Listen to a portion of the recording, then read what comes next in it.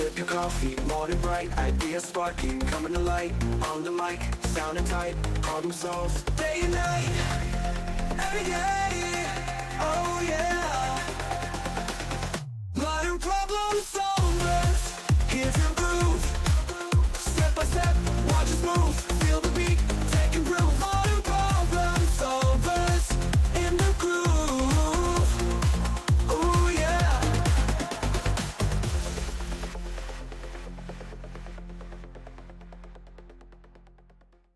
Welcome to the show. We are the Modern Problem Solvers. Because modern problems call for modern solutions, and that's why we're here. So we thought since it was cozy season, we'd join you with a hot cocoa, and maybe you're hunkered down with a hot cocoa, getting cozy in the lead up to Christmas. Thanks for joining us for this episode. So we were at an event recently where we met a couple who had been married for, was it 33 years? Yeah. Longer than both of us have been alive. And Mary asked them, What's the secret? And that's something that I ask any couple who tell me that they've been together for like 30, 40, 50, 60 plus years. I see a lot of couples come through the clinic. I manage a dental office. And anytime I've got a couple together and they tell me they've been together for that many years, I always ask, what's the secret? And inevitably, every single time, they say it's all about communication and being friends with your partner. Some variation of that, remembering that you're best friends with your partner, finding friendship with your partner, communicating openly. It's always communication, being friends with your partner, which I think is super cool. Yeah. And I have so much evidence.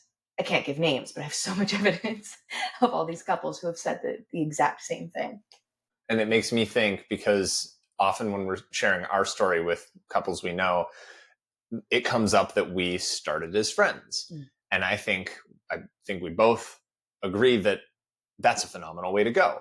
Yeah. Obviously it worked in our case, and having that basis of friendship when things get tough, when, you slip into patterns of behavior that are more reminiscent of roommates, that having a basis of friendship and remembering that you are best friends keeps you grounded. There was a book that I read actually very early on in our relationship that Stephen then read later called The Happiness Hypothesis by Jonathan Haidt. Mm-hmm. And there's a graph in that book that has stuck with me ever since reading it. Well, it shows like a relationship.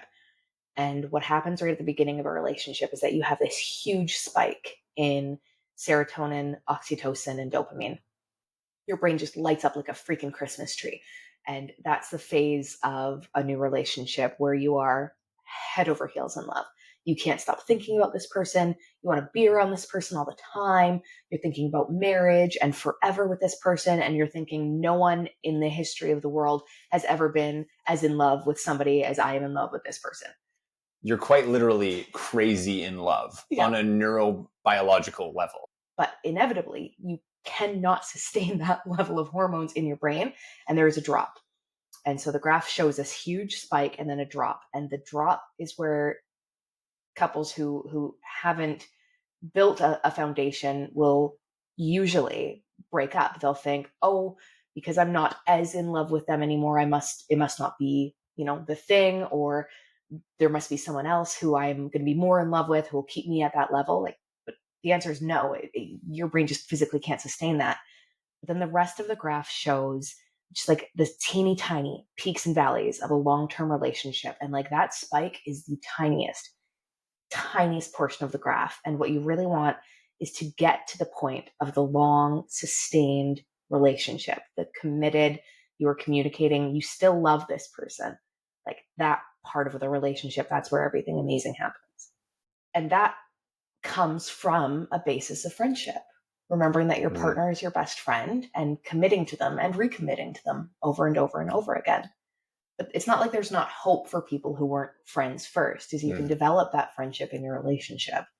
You don't have to be, friends to best friends to in love, although that fabulous foundation, but it's not necessary. It's not a necessity for a long-term happy relationship. Yeah, the early trajectory doesn't have to play out this pattern that ours happened to. And especially in the modern day, when most couples are meeting online and through dating apps, you're starting with a pre-expectation of romance, that this person who I'm meeting with, who I'm matching with, is going to fill this role that's romantic. When in our example, it wasn't. We were friends, and I was getting to know her, not looking for a relationship, not looking for her to be a romantic partner. He told me he wasn't boyfriend material. And arguably at the time I wasn't. Lots has changed. I've grown. So for couples in that scenario, where they're meeting with the expectation that this person will fill a romantic role, how do you facilitate building a friendship within that relationship? Is the question I asked myself when thinking about this episode. Off the top of my head, dating, like actively going on dates and doing things that one person enjoys, introducing your partner to that thing. Going on dates where you can both enjoy something together, experiences or whatever it is, music, crafts, go to a magic show or a comedy show or something, and then talk about it later. Go out for dinner before or after the event and have deep conversations. I think this plays right into the other component, which is communication, where the more you communicate, because today, the culture these days, you are hustling. It is wake up, go to work, come home, eat dinner, go to sleep, repeat for a lot of people. And it doesn't give the capacity or the space for couples to have deep, intimate conversations about meaningful topics. And I think that is one of the most important aspects of building a friendship, is talking about things that are important to you and articulating your values and morals and preferences, etc. Friendship and trust is built over shared experiences over time. And so to become a friend with a person, you have to actively seek out time with that person.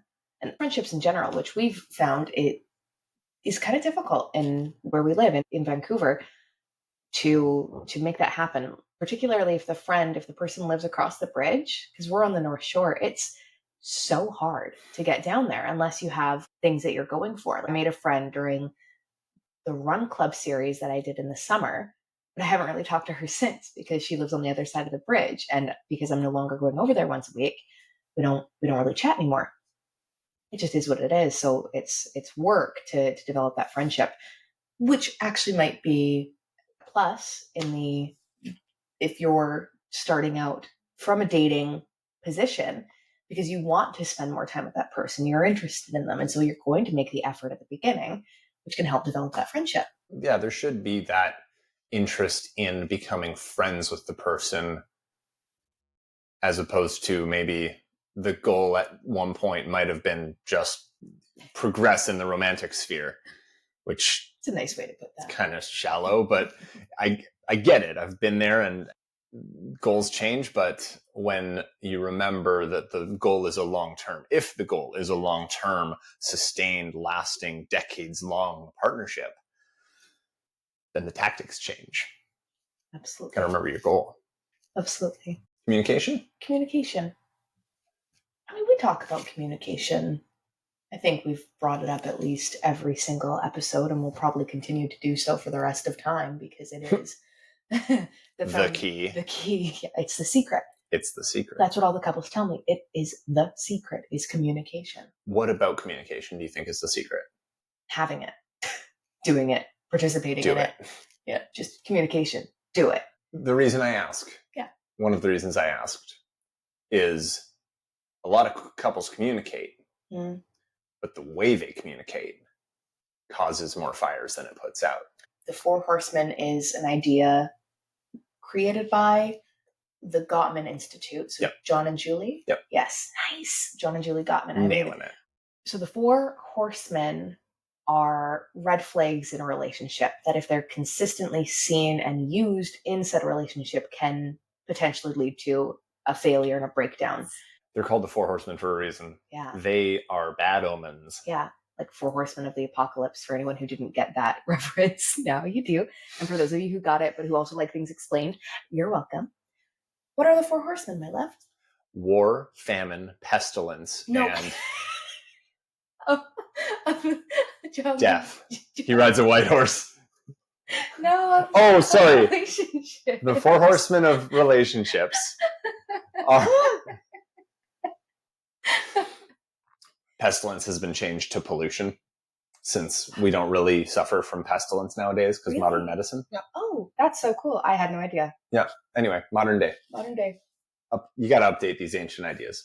So the Four Horsemen of relationships are criticism, contempt, defensiveness, and stonewalling. And what they are, obviously, is bad omens for the relationship at large if they persist. And typically one couple or one member of the couple will have one as more of a default response. Mine is stonewalling. I hate tough emotions and I don't want to talk about them.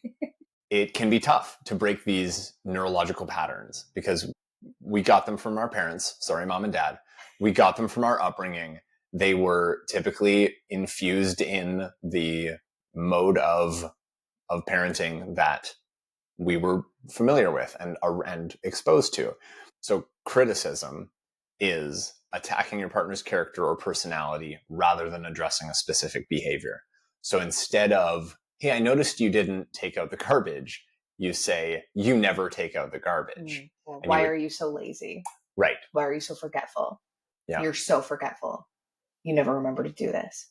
So it's attacking the person instead of the action that took place.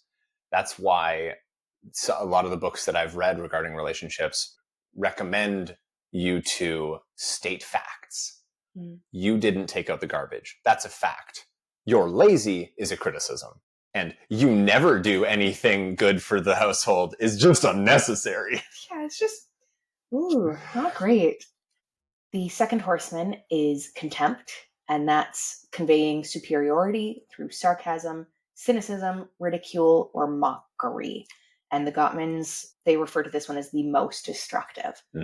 And yeah, sarcasm is huge for so destructive. Just being destructive because it's not productive. It doesn't add anything. It doesn't help. It doesn't resolve a situation. It's just, I don't know, mean, really. And when I think about contempt as a word, as a concept, it feels even worse than resentment. Because when I think of resentment, it's more targeted towards a certain event or behavior, an activity or an action, where you go, I have resentment to this person about this thing. Whereas contempt is for the person. It's similar to the criticism being about the person rather than the action. Contempt is like a hate for the person. And anytime I am reading about the Four Horsemen and I contemplate contempt, I just think, is that really the way that you want to act towards your partner, the person that you said you'd devote your life to? If you have gotten to a place, and I'm not judging anybody, your circumstance is your circumstance, but if you've gotten to a place where you feel contempt towards your partner, there's something going on there on a deeper level.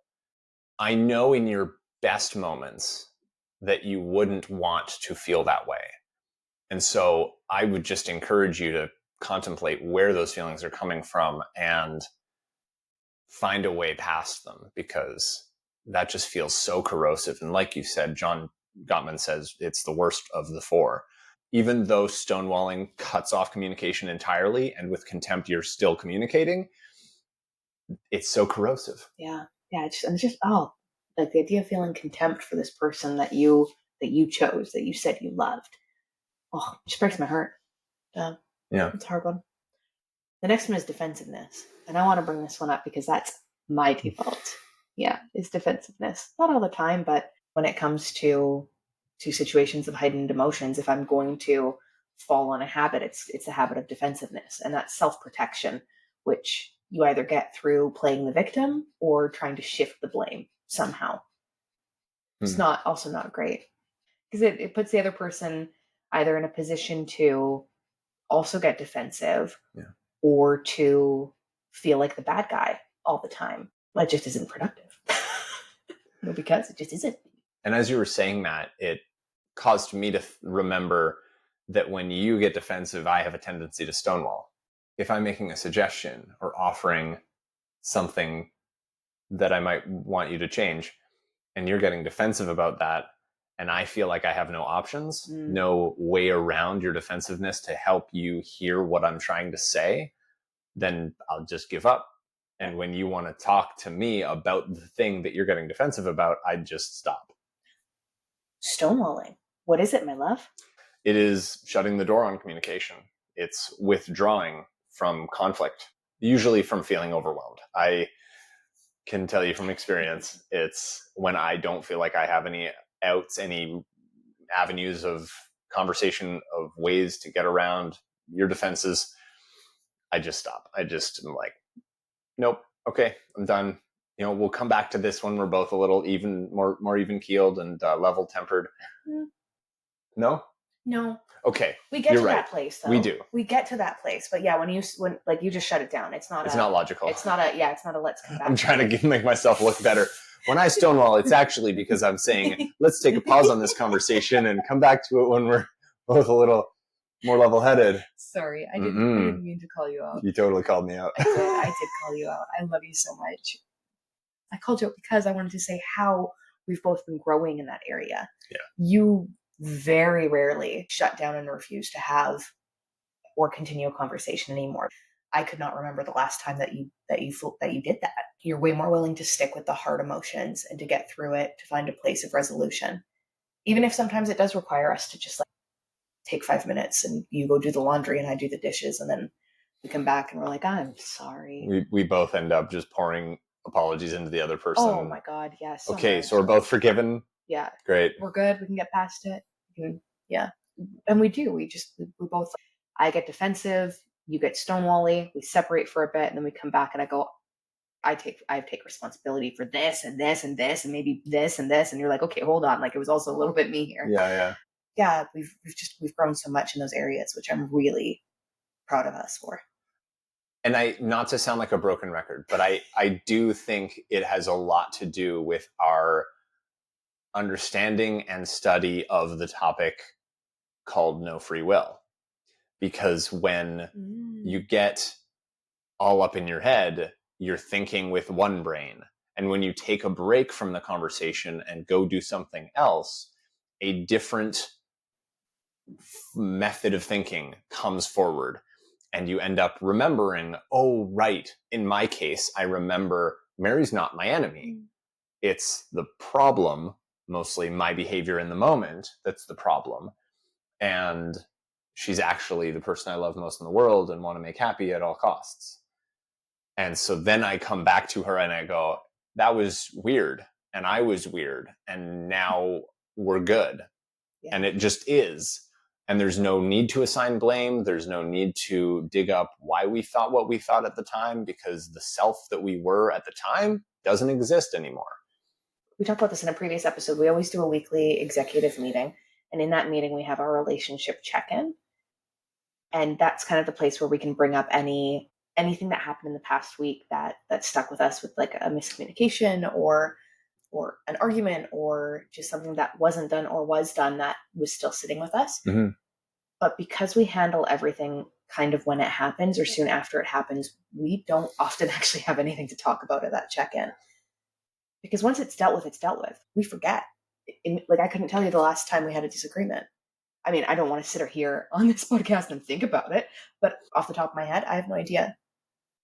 But if forgetfulness is a problem for you and you're thinking of instituting executive meetings like forgetting is a problem for me, I write them down. Yes. I go into the WhatsApp chat that is designated for our executive meetings and I write down, here's a conflict I want to talk to Mary about when we do our executive meeting on Sunday. And then when we're doing it, I bring it up and I go, oh yeah, this thing. And usually it's resolved, but sometimes it's something where instituting a system around it might help mitigate it or prevent it in the future. And so then I go, hey, in the future, when this happens, would it be okay if we approached it like this instead of the way we did before that caused the conflict? Totally. And usually she's like, yeah, totally, let's go. Yeah. And, problem solved. Problem solved. Name of the podcast. Modern problem solvers. Thanks for chiming in. We do genuinely appreciate it from the bottom of our hearts that you would spend your time and attention listening to us. Hopefully you got some value from it. It would mean so much from us if you'd leave a review, do a rating. If it's appropriate, subscribe, follow, like, share with your friends. If you got some value out of it, why wouldn't you add some value to somebody else's day by sharing an episode? Absolutely. That's just my thoughts. It's great. And we're all about communication, so communicate with us. What do you want to hear more of? What do you want to hear less of? Maybe not that. No, we're open to it. We'll wait until we're really mindful and present. No. Hold on. Let's read those questions. The question I should have asked is, what did you love about this episode? Let us know. Let us know. Have a fantastic rest of your day. Love you all. Bye. Bye.